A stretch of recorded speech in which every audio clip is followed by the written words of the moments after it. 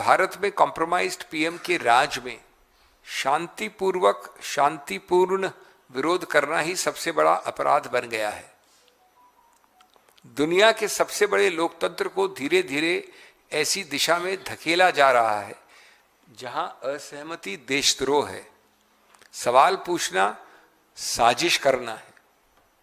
सोचिए, मुद्दा कोई भी हो, अगर आप सत्ता के विरुद्ध बोलते हैं तो आप देश के विरुद्ध बोल रहे हैं।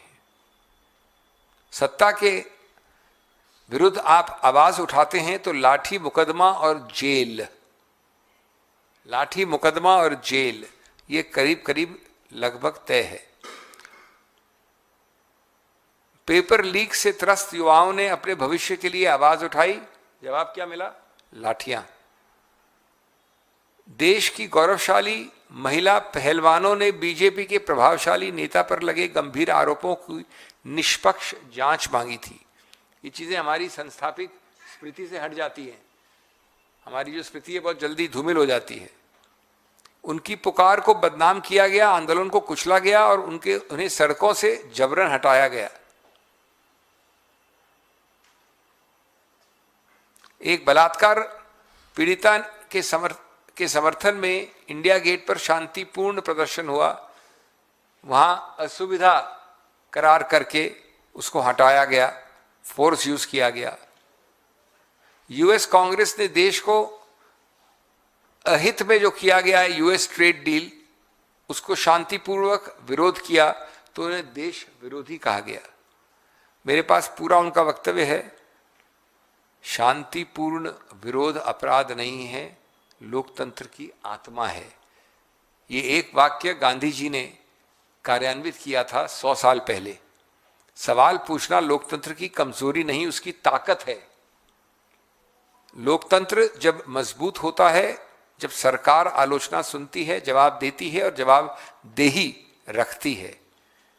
हम भारत में हैं, इस गौरवशाली देश में हैं और यहाँ के गौरवान्वित नागरिक हैं।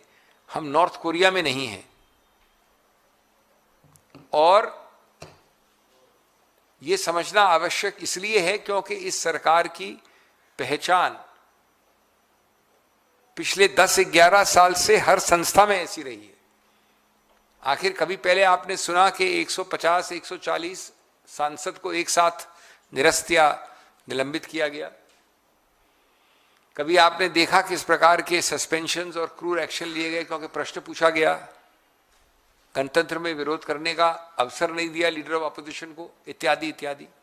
तो ये एक पैटर्न है, ये एक बार की बात नहीं है। इस समय हमारा देश कहाँ जा रहा है? एक तरफ आप इजराइल से मिलते हैं, एक तरफ आप अमेरिका की बातों में आते हैं, जो है ना ट्रेड डील करते हैं, किसानों का जो है ना गला घोटते हैं, युवाओं को जो है ना रोजगार छीनते हैं, और एक तरफ आप देश में राष्ट्रव्यापी एक दिन का जो है ना शोक का आदेश दे रहे हैं कि अगर खमेनी साहब की शहादत हुई तो उसके लिए हम अपना एक दिन के लिए पूरा भारत जो है शोक मनाएगा। इजराइल के युद्ध के बीच में क्या भारत फंस चुका है? बिल्कुल। देखिए, और इसके पीछे का वजह कौन है? वजह ये जो है मौजूदा सरकार है, इसको डिप्लोमेटिक सिस्टम चलाने नहीं आता है। जब आप जान रहे थे कि आपके जाने से पहले वहां पे अटैक होने वाले हैं, तो ऐसे देशों से दूरी बनानी चाहिए। मैं बताना चाहता हूं आपको, हमारा देश शुरू से ईरान के साथ बहुत अच्छे जो है संबंध रहे, लेकिन अमेरिका हमारा कभी हित नहीं हुआ।